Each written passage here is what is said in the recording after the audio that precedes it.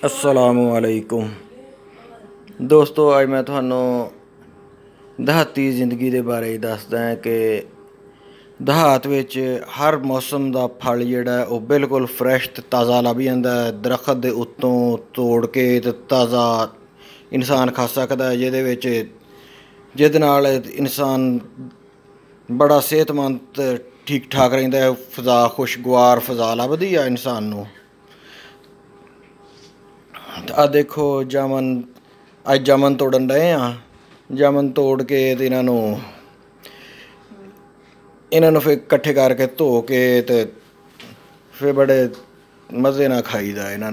ये बड़े मैदे लई बड़े अच्छे हुंदे आ। ते इदां दीयां होर वीडियो देखण लई तुसीं मेरा चैनल सबसक्राइब कर लो ते नाल घंटी दा बटन भी नप्प दिओ।